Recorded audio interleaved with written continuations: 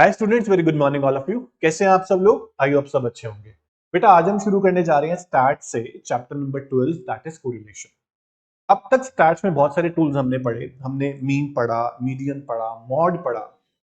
इसी तरह हम पढ़ने जा रहे हैं आज कोरिलेशन। जब भी हम किन्हीं दो वेरिएबल्स का, वेरिएबल आप जानते हैं क्या होते हैं, जब भी हम किन्हीं दो वेरिएबल्स का या दो से ज्यादा वेरिएबल्स का क्वांटिटेटिव रिलेशनशिप, ध्यान रखिएगा, क्वांटिटेटिव रिलेशनशिप मेजर करना चाहते हैं तो उस टेक्निक को नाम दिया गया कोरिलेशन। क्रॉक्सटन कॉर्डन बोलते हैं कि जब भी आप दो वेरिएबल्स का या दो से ज्यादा वेरिएबल्स का रिलेशनशिप मेजर करना चाहते हो ना, तो आपको स्टैट्स ने एक बहुत अच्छा टूल दिया है, उसको यूज करो। उसे क्या बोला गया? उसे बोला गया कोरिलेशन। तो इस चैप्टर में हम क्या करेंगे, एक्स और वाई दो वेरिएबल आपको हमेशा गिवन होंगे। बहुत कम क्वेश्चन होंगे जहां पे आपको तीन वेरिएबल का कोरिलेशन निकालना होगा। आपके क्लास 11th के सिलेबस में सिर्फ दो वेरिएबल तक ही सीमित है सिलेबस में। तो जब भी हम एक्स और वाई दो वेरिएबल्स का आपको न्यूमेरिकल डाटा आपको गिवन होगा, फॉर एग्जांपल मैं आपको एग्जांपल से समझाता हूं, बहुत आसान है समझाना।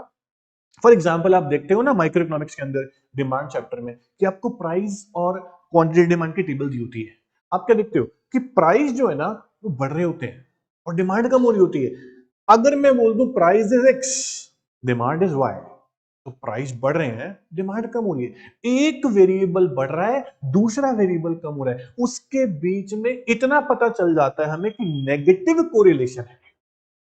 जब सप्लाई चैप्टर की बात करते हो तो वहां देखते हो कि प्राइस बढ़ रहे हैं, सप्लाई भी बढ़ रही होती है। ये पता चल जाता है कि सप्लाई यानी कि प्राइस और क्वांटिटी सप्लाई में रिलेशनशिप जो है वो पॉजिटिव है।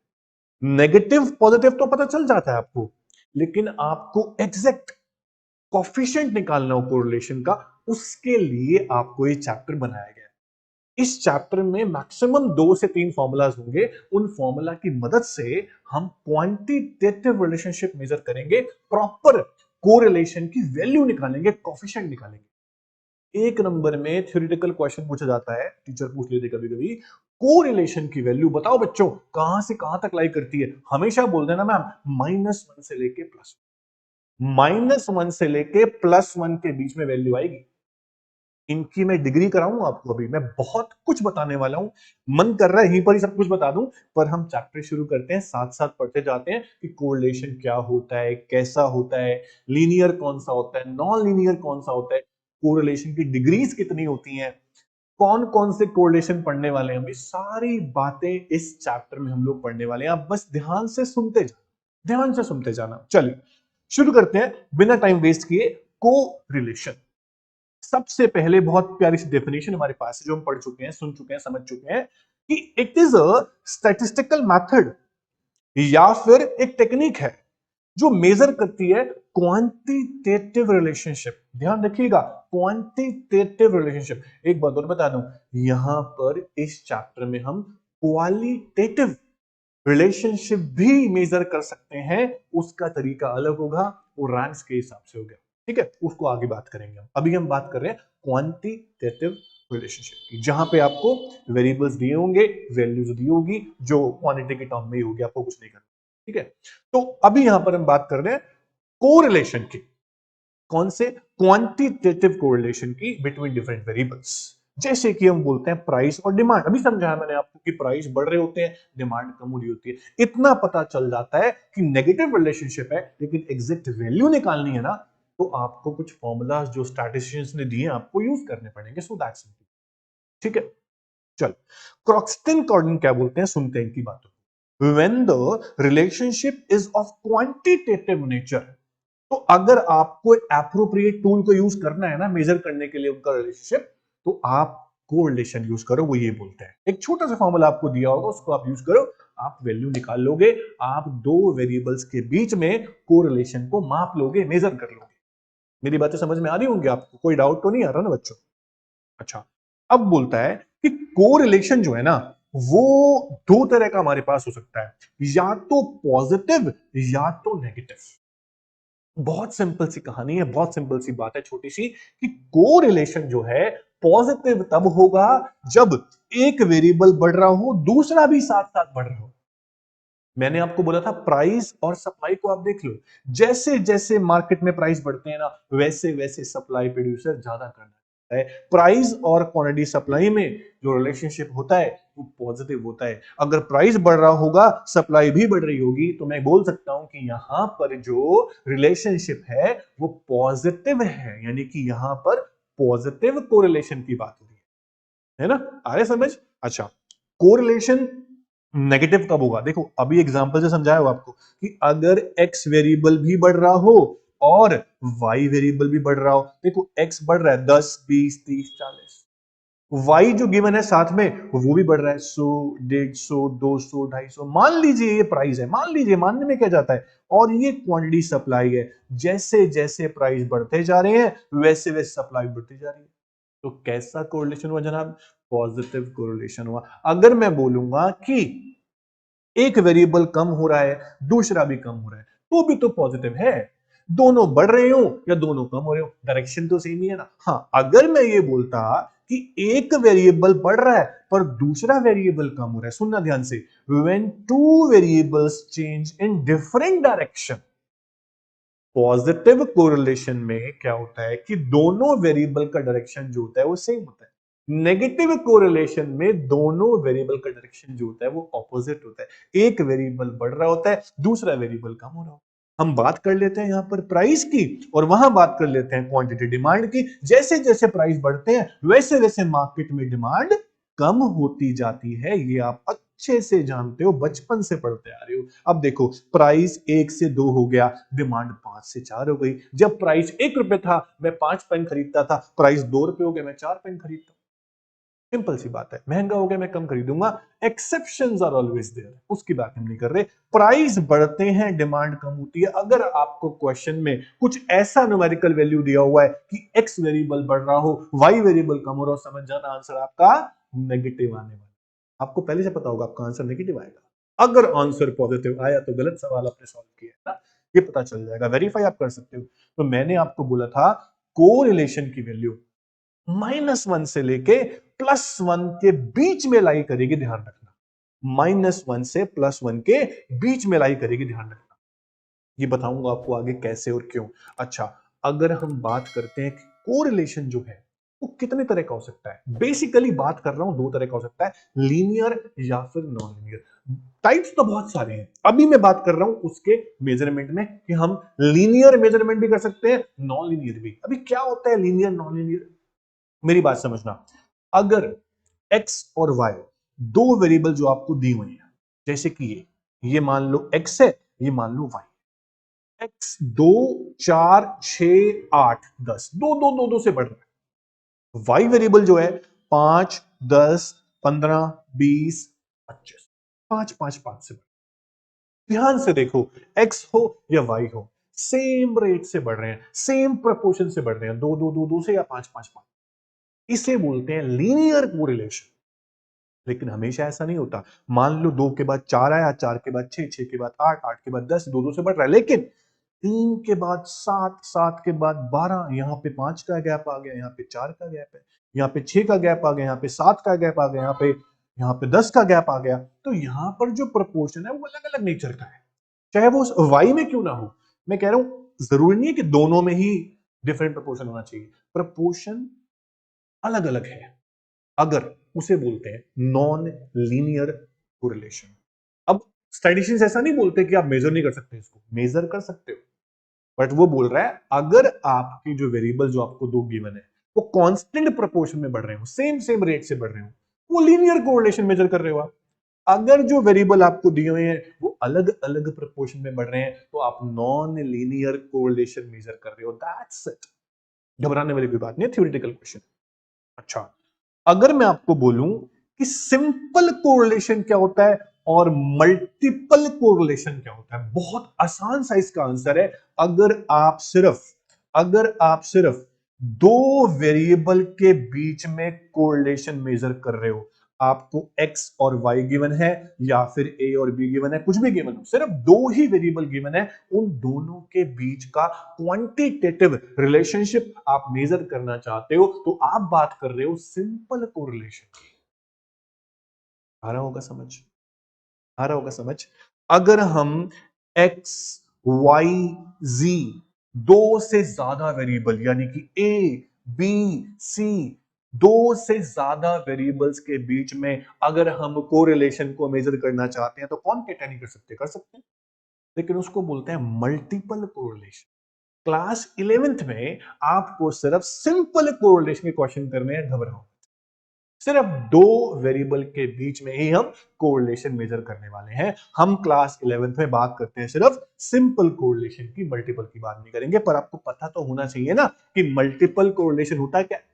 जब भी हम दो से ज्यादा वेरिएबल्स के बीच में कोरिलेशन मेजर करेंगे उसे बोलेंगे मल्टीपल कोरिलेशन। फॉर एग्जाम्पल देते हैं, अगर हम सिर्फ प्राइस और डिमांड के बीच में रिलेशनशिप मेजर करना चाहते हैं, दो वेरिएबल, एक प्राइस एक डिमांड, इसे बोलेंगे सिंपल कोरिलेशन। लेकिन अगर मैं आपको बोलूं एग्जाम्पल मल्टीपल के अंदर कि entire set of independent and dependent variables is simultaneously studied, for example rainfall, manure, water. भाई रेनफॉल होगी, पानी आएगा, मेन्योर, ये तीन चीज हैं, इन तीनों का आपस में रिलेशनशिप देख रहे हैं और उससे वीट की प्रोडक्टिविटी पे क्या फर्क पड़ेगा। मतलब बहुत सारी चीजें एक साथ यहां पर आ गई हैं, इंडिपेंडेंट इंडिपेंडेंट, तो इनके बीच में एक साथ अगर आप रिलेशनशिप स्टडी करना चाहते हो इनका, इसे बोलेंगे मल्टीपल कोरिलेशन। इतना सारा आपको नहीं करना, आपको सिर्फ बताना है मल्टीपल क्या होता है, आपको पता लग गया ना।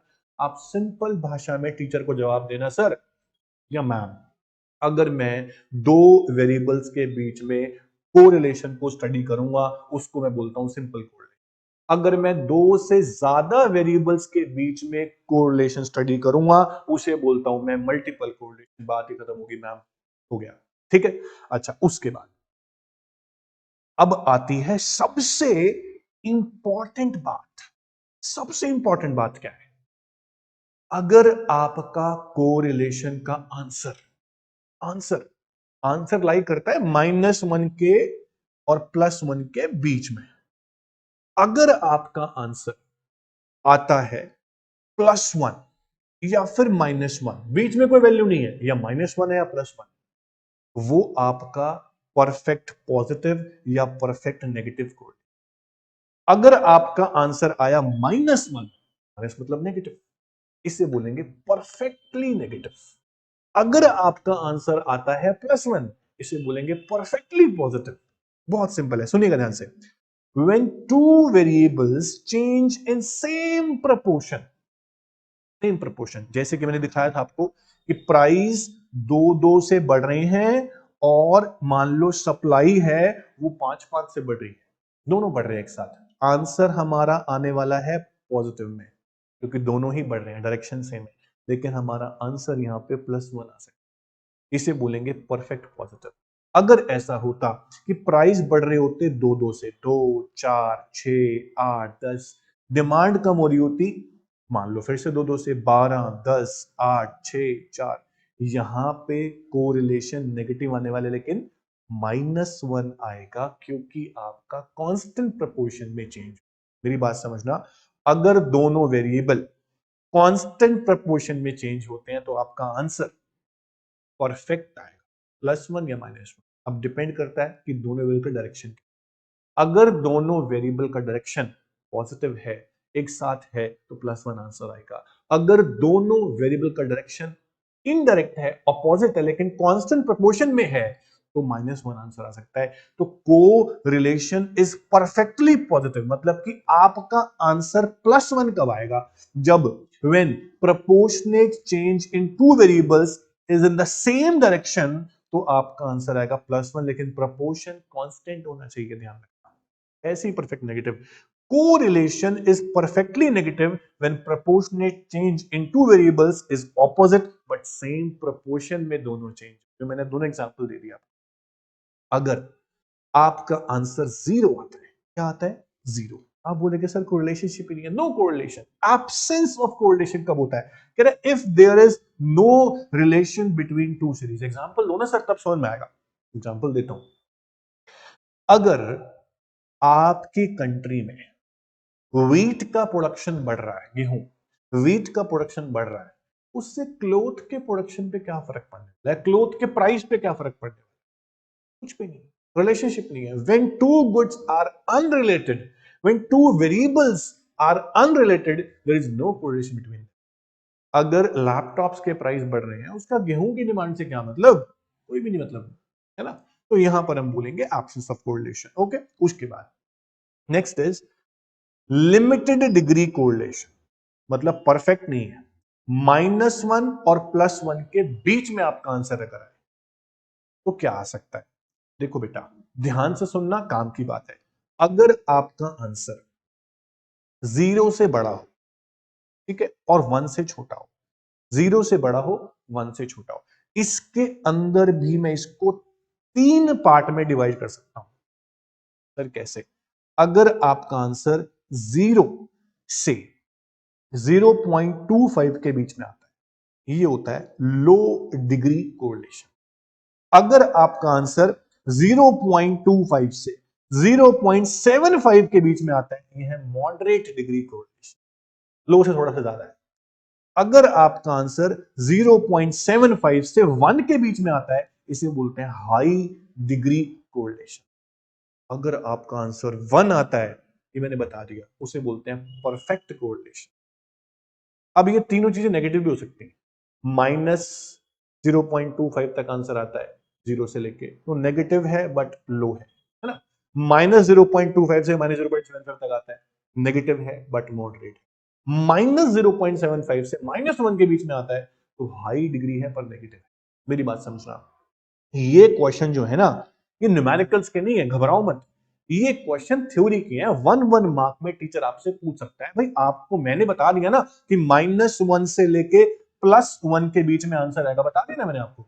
अगर आपका आंसर देखो बीच में 0 है, यहां पॉजिटिव वैल्यू है, यहां नेगेटिव वैल्यू है, तो क्या वैल्यू हो सकती है? आपको लिखकर बताता हूं मैं, देखो सुनना ध्यान से, बहुत बहुत सिंपल बातें हैं, कोई दिक्कत वाली बात यहां पर है नहीं, आप समझना, आप समझना, बहुत सिंपल है।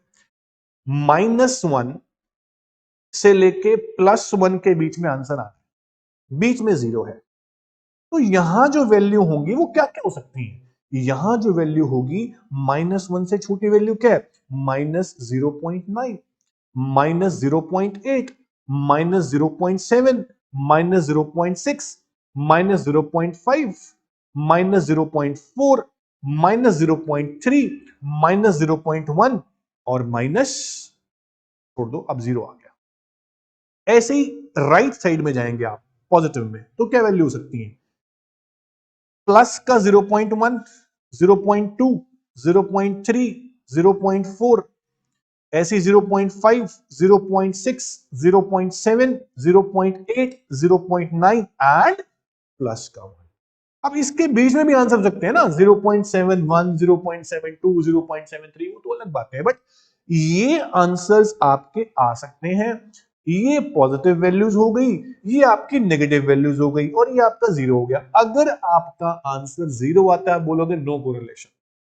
अगर आपका आंसर -0.1 से या 0 से लेके 0.25 के बीच में आता है, लो डिग्री है, 0.25 से 0.75 तक आता है तो वो मॉडरेट डिग्री है, 0.75 से लेके आपका -1 यानी कि 1 तक आता है तो वो हाई डिग्री कोरिलेशन है। ये बातें मैंने आपको बताई, पर मुद्दा एक ही है, कंक्लूजन एक ही है, रिजल्ट एक ही है कि आपका आंसर -1 से लेके +1 के बीच में ही आने वाला है। आपका आंसर कभी भी -1.1 भी नहीं आ सकता या 1.1 से ऊपर भी नहीं आ सकता।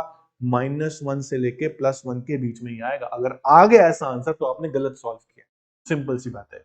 ठीक है, चलो अब मुझे ईमानदारी से बताओ, आपको इतनी बातें समझ में आ गई जो मैंने बताई हैं? अब तक मैंने न्यूमेरिकल सॉल्व नहीं कराए, अब तक मैं सिर्फ आपको बेसिक्स बता रहा हूं, डिटेल में लेके जा रहा हूं, क्योंकि आपको बेसिक जितने स्ट्रॉन्ग होंगे उतना अच्छा आप आगे न्यूमेरिकल्स को सॉल्व करोगे, मैं इतना जानता हूं। ठीक है, तो आपका आंसर अगर +1 आए, सबको बता दिया मैंने, अगर आपका आंसर +1 आए, आपको बोलना है तो क्या होगा? उसे बोलेंगे परफेक्ट कोरिलेशन। -1 आए, परफेक्टली नेगेटिव, +1 आए, perfectly positive, so that simple, खत्म हो गया। अगर आपका आंसर 0.75 से लेके 1 के बीच में है, अब वो चाहे माइनस की वैल्यू हो चाहे प्लस की वैल्यू, उसे बोलेंगे हाई डिग्री कोरिलेशन। अगर आपका आंसर 0.25 से 0.75 के बीच में, आप बोलोगे मॉडरेट डिग्री कोरिलेशन, नेगेटिव हो तो भी, हाई पॉजिटिव हो तो भी। बाकी आप सब जानते हैं अगर आपका आंसर 0 आता है, there is no correlation between two variables. इतनी बातें मेरी आपको समझ में आ गई? बोलो हाँ या ना, जोर से बोलो हाँ सर, यस सर, आगे समझ, यस सर, आगे समझ। अच्छा, तो एक बार मैं आपको फिर से वापस से बताता हूं कि हमने क्या क्या किया है। सबसे पहले हमने पढ़ा दोस्तों, प्यारे बच्चों, मेरे भाइयों बहनों, हमने ये पढ़ा कि कोरिलेशन क्या होता है। कोरिलेशन एक स्टैटिस्टिकल टूल है जो मेजर करता है relationship, quantitative relationship between two variables या फिर मोर देन टू वेरिएबल्स, उसको बोला गया कोरिलेशन। कोरिलेशन की डेफिनेशन दी क्रॉक्सटन कॉर्डन ने अच्छी डेफिनेशन दी है कि when the relationship is of quantitative nature, तो आप एक स्टैट्स की टेक्निक को यूज करो, इसको नाम दिया गया कोरिलेशन, उसको यूज करो। तो कोरिलेशन को हम डिनोट करेंगे, अब तक बताया नहीं मैंने आपको, आर से। आर से कोरिलेशन को आप आर से डिनोट करते हो, ठीक है, ध्यान रखना। अब हम बात करते हैं कि कोरिलेशन के टाइप्स क्या क्या थे, पॉजिटिव, नेगेटिव। अगर दो वेरिएबल्स का डायरेक्शन सेम है, एक्स वेरिएबल भी बढ़ रहा है, वाई वेरिएबल भी बढ़ रहा है, या फिर एक्स वेरिएबल कम हो रहा है, वाई भी कम हो रहा है, तो डायरेक्शन दोनों का सेम है, दैट इज पॉजिटिव कोरिलेशन। अगर एक वेरिएबल बढ़ रहा हो, दूसरा वेरिएबल कम हो रहा हो, जैसे कि प्राइस और डिमांड, यहां पर रिलेशनशिप जो है, कोरिलेशन आपका नेगेटिव आएगा। इन चीजों, आपको न्यूमेरिकल जो सवाल आएंगे ना क्वेश्चन में, पेपर में क्वेश्चन आएंगे, उनको देख के आप समझ जाओगे कि आपका आंसर क्या आने वाला है। मतलब एग्जैक्ट वैल्यू नहीं, बट इतना पता चल जाएगा कि पॉजिटिव आएगा, नेगेटिव आएगा, ठीक है। तो उसके बाद हमने पढ़ा कि लीनियर कोरिलेशन क्या होता है, जब दोनों वेरिएबल कांस्टेंट प्रोपोर्शन में बढ़ रहे हो या कम हो रहे हो, दोनों हो सकता है। कांस्टेंट प्रोपोर्शन में मतलब सेम रेट से बढ़ रहे हो या कम हो रहे हो, तो लीनियर कोरिलेशन है। अगर दो वेरिएबल्स बढ़ रहे हैं या कम हो रहे हैं पर कांस्टेंट प्रोपोर्शन नहीं है, डिफरेंट प्रोपोर्शन है, तो आप नॉन लीनियर कोरिलेशन की बात कर रहे हो। मेजरमेंट दोनों का हो सकता है, बस आपको थ्योरेटिकल वे बताया हुआ है कि क्या क्या हो सकता है, ठीक है। उसके बाद सिंपल कोरिलेशन क्या होता है, जब भी हम सिर्फ दो वेरिएबल के बीच में कोरिलेशन को स्टडी करेंगे, वो सिंपल कोरिलेशन। अगर हम दो से ज्यादा वेरिएबल्स के बीच में कोरिलेशन स्टडी करेंगे तो मल्टीपल कोरिलेशन है, प्यारे बच्चों। उसके बाद डिग्री पे आ जाते हैं। अगर आपका आंसर +1 या -1 आता है, दिस इज परफेक्ट पॉजिटिव या परफेक्ट नेगेटिव। अगर आपका आंसर 0.25 और 0 यानी 0 से लेकर 0.25 के बीच में आता है, तो वो लो डिग्री कोरिलेशन है। अगर आपका आंसर 0.25 से लेके 0.75 तक आता है तो ये मॉडरेट कोरिलेशन है। अगर आपका आंसर 0.75 से लेके 1 तक आता है, this is high degree correlation. 1 आता है तो परफेक्ट कोरिलेशन।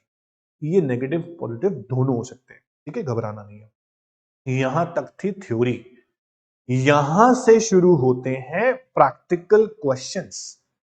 कोरिलेशन को मेजर करने के लिए हमारे पास 3 इंपॉर्टेंट मेथड्स हैं। कोरिलेशन को मेजर करने के लिए हमारे पास 3 इंपॉर्टेंट मेथड है। सबसे पहला है स्कैटर्ड डायग्राम मेथड, जो सबसे आसान है, सबसे इजी है, सबसे इंटरेस्टिंग है। स्कैटर्ड डायग्राम मेथड, आपको कोई फॉर्मूला नहीं लगाना, कोई वैल्यूज पुट नहीं करनी, सिर्फ डायग्राम बनाना है प्लॉटिंग करके, और आंसर बताना है क्या। इसमें एग्जैक्ट आंसर आप नहीं बता पाओगे, लेकिन आप इतना बता पाओगे पॉजिटिव है, नेगेटिव है, परफेक्टली पॉजिटिव है, परफेक्टली नेगेटिव है, या फिर 0 है। इतना बता दोगे, एग्जैक्ट आंसर यहां आप नहीं निकाल सकते। तो सबसे पहले शुरू करते हैं स्कैटर डायग्राम मेथड। इसके बाद दूसरा जो आएगा ना, वो आएगा Karl Pearson coefficient of correlation, सबसे इंपॉर्टेंट, जिसके क्वेश्चन एग्जाम में आना ही आना है। 4 मार्क्स का या 6 मार्क्स का क्वेश्चन यहां पर आपका आ सकता है। ये बहुत छोटा मेथड है। तो पहले शुरू करते हैं स्कैटर्ड डायग्राम मेथड। उसमें एक लाइन आएगी, उसका नाम होता है लाइन ऑफ बेस्ट फिट, ये बाद में बताऊंगा। पहले आप सुन लो कि स्कैटर्ड डायग्राम होते क्या है, ठीक है। स्कैटर डायग्राम एक डायग्राम है जो आपको दिखाता है कि भाई डिग्री कितनी कितनी आ सकती है कोरिलेशन की। तो एक स्कैटर डायग्राम बनाने के लिए क्या चाहिए आपको? ग्राफ पेपर चाहिए, पेन चाहिए, पेंसिल चाहिए, स्केल चाहिए, बात खत्म, इतना ही चाहिए। तो और डॉट्स लगा के बनाएंगे, डॉट्स लगा के। चलो जब तक बनाऊंगा नहीं आपको आएगा नहीं, मैं आपको बना कर दिखाता हूँ, ठीक है? ये ऐसे डायग्राम बन सकते हैं आपके। ऐसे देख के समझ में आपको नहीं आएगा जब तक हम बनाएंगे नहीं। सुनना ध्यान से। हम कोई भी एक क्वेश्चन उठा लेते हैं यहाँ पर। तो फॉर एग्जाम्पल आपके पास एक क्वेश्चन यहाँ गिवन है, ये तो सॉल्व क्वेश्चन है, हम कोई अनसॉल्व क्वेश्चन उठाते हैं, ये प्रैक्टिकल उठा लेते हैं। यहाँ पर आपको क्वेश्चन गिवन है कि प्राइजेस आपके इंक्रीज हो रहे हैं 10, 20, 30, 40, 50, 60। सप्लाई है 25, 50, 75, 100, 125, 150। मैंने कहा था जब भी आप क्वेश्चन देखोगे आपको समझ में आ जाएगा आपका आंसर क्या आने वाला है। तो यहां पर मेरे को दिख रहा है कि एक्स वेरिएबल भी बढ़ रहा है, वाई वेरिएबल भी बढ़ रहा है, आंसर मेरा पॉजिटिव आने वाला है। पर आपको ये बोल रहा है कि आप दिखाओ इसको स्कैटर डायग्राम के थ्रू। तो स्कैटर डायग्राम कैसे बनाते हैं? मैंने बोला डॉट्स लगा के बनाते हैं। बनाते कैसे हैं सुनना ध्यान से, ठीक है? इस क्वेश्चन को हम नोट कर लेते हैं। प्राइस 10 से लेके 60 तक दिए हुए हैं। सप्लाई आपकी 25-25 के गैप से बढ़ रही है, 25, 50, 75, 100, 125 और 150। चलिए इस क्वेश्चन को ना मैं नोट कर लेता हूं। तो अब हम करने वाले हैं स्कैटर डायग्राम के थ्रू कोरिलेशन, ठीक है? समझिएगा ध्यान से। देखो आपको प्राइस गिवन है, मैंने यहां क्वेश्चन नोट कर लेना है। सबसे पहले आपको प्राइस गिवन है 10, 20, 30, 40, 50, 60, कहां तक दिए हुए हैं? 60 तक। और आपको सप्लाई गिवन है, क्वांटिटी सप्लाई 25, 50, 75, 100, 125 और 150। अब बोल रहा है इसको आप स्कैटर डायग्राम के थ्रू दिखाओ। तो स्कैटर डायग्राम में सबसे पहले आप क्या करोगे? एक्स और वाई एक्सिस बनाओगे एग्जाम में, एक्स एक्सिस, वाई एक्सिस। यहां मैंने लिखा प्राइस और यहां लिखा मैंने क्वांटिटी सप्लाई, जैसे कि आप माइक्रो इकोनॉमिक्स में लिखते हो ना। अब आप स्केल देखो, प्राइस का 10 से लेके 60 तक जा रहा है, तो आप 10 का स्केल यहां ले सकते हो। 10, 20, 30, 40, 50, 60। सप्लाई आपकी 25-25 गैप से बढ़ रही है, तो आप 25 का स्केल यहां पर ले सकते हो। 25, 50, 75, 100, 125 और 150। अब आपको कुछ नहीं करना, सिर्फ डॉट्स लगाने। डॉट्स कैसे लगाने? 10 के सामने 25, 10 के सामने 25, यहां एक डॉट लगा देना आपको, जैसे मैंने लगा दिया। उसके बाद 20 के सामने 50, 20 के सामने 50 आपने डॉट लगा दिया एग्जैक्ट यहां पर। फिर 30 के सामने 75, 30 के सामने 75 लगा दिया आपने। फिर 40 के सामने 100, ये आपने 100 पे लगा दिया। 50 के सामने 125 और 60 के सामने 150, ये लगा दिया। अब इसको आप ज्वाइन करोगे, इसको आप ज्वाइन करोगे, मेरा जो स्कैटर डायग्राम बन रहा है, वहां पे जो लाइन बन रही है इसे बोलते हैं बेस फिट लाइन। जो ये बन रही है ये एग्जैक्ट स्ट्रेट जा रही है। तो आप बताओ अगर आपकी लाइन एग्जैक्ट स्ट्रेट जाए वो कौन सा कोरिलेशन होगा? जैसा कि यहां पर हमें स्कैटर डायग्राम में 5 डायग्राम्स दिए हुए थे, इससे आप चेक कर सकते हो। आपकी लाइन बिल्कुल स्ट्रेट जा रही है, मतलब कि आपका एक्स वेरिएबल भी बढ़ रहा है, वाई वेरिएबल भी बढ़ रहा है, और दोनों वेरिएबल कांस्टेंट प्रोपोर्शन में बढ़ रहे हैं। ध्यान से देखो, दोनों वेरिएबल्स आपके कांस्टेंट प्रोपोर्शन में बढ़ रहे हैं। प्राइस आपके 10-10 से बढ़ रहे हैं, सप्लाई आपकी 25-25 से बढ़ रही है। याद है आपको? अगर दोनों वेरिएबल कांस्टेंट प्रोपोर्शन में बढ़े उसे बोलते हैं परफेक्ट पॉजिटिव कोरिलेशन। आपका आंसर यहां पर आने वाला है दोस्तों 1। तो ये परफेक्ट पॉजिटिव है। अगर दोनों वेरिएबल्स का डायरेक्शन जो होता वो अपोजिट होता, एक वेरिएबल बढ़ रहा और दूसरा कम हो रहा होता, लेकिन सेम प्रोपोर्शन में, तो आपका डायग्राम ऐसे बनता, E-1 कहलाता। तो स्कैटर डायग्राम में आपने ये देख लिया कि आपका आंसर +1 कब आता है और -1 कब आता है। इस क्वेश्चन में आप चेक कर पा रहे हो कि आपका बिल्कुल स्ट्रेट लाइन जा रही है। इस लाइन को क्या बोलते थे? आप देखो एक बार क्या बोला है यहां पर कि स्कैटर डायग्राम में जब भी आप क्वेश्चन सॉल्व करते हो तो वहां पर एक लाइन बनती है, इसको हम क्या बोलते हैं? Line of best fit. ये क्या होती है? जो आपने अभी लाइन बनाई है ना, इसे लाइन ऑफ बेस्ट फिट बोलते हैं। डिफाइन कैसे करते हैं इसको?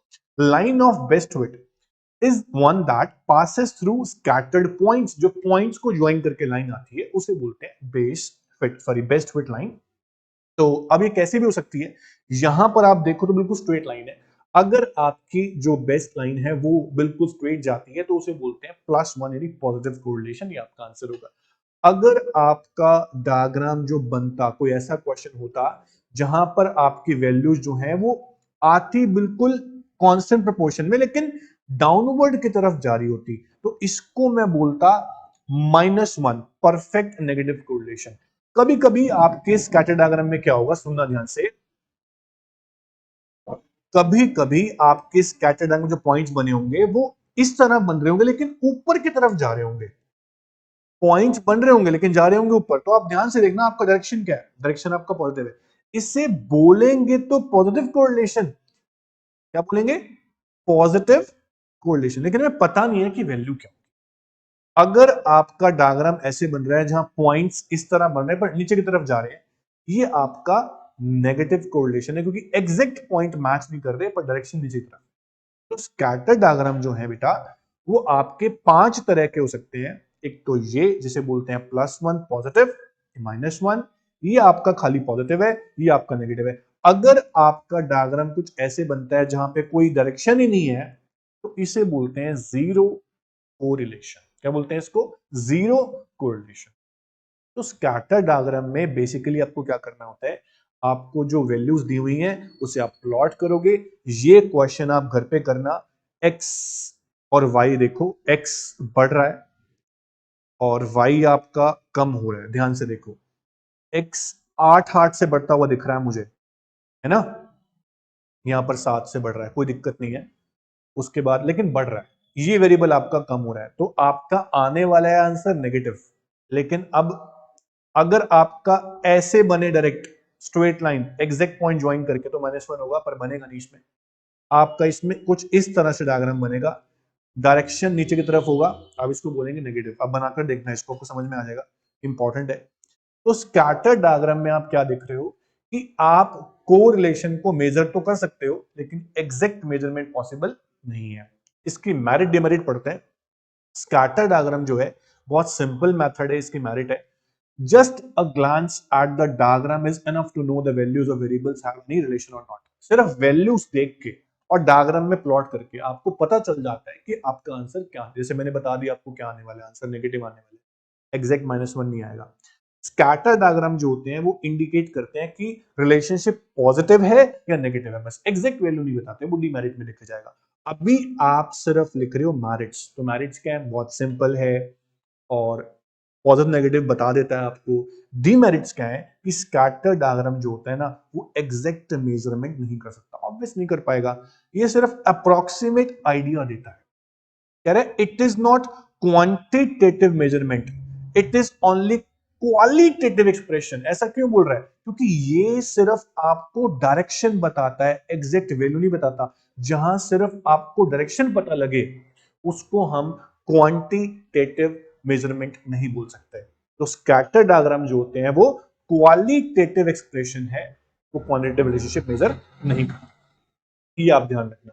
तो स्कैटर डायग्राम में ये खास बातें आपको याद रखनी है। अब आपको यहां पर 2 क्वेश्चन गिवन है, एक क्वेश्चन हमने कर लिया, दूसरा क्वेश्चन आप एज अ होमवर्क कर सकते हैं। तो आपको कुछ नहीं करना, एक एक्स एक्सिस बनाना है, उसके बाद स्केल लेना है, स्केल लेने के बाद आपको पॉइंट्स प्लॉट करने हैं। अब जहां भी आपके पॉइंट्स आएंगे उसके बेस पे आप बता दोगे।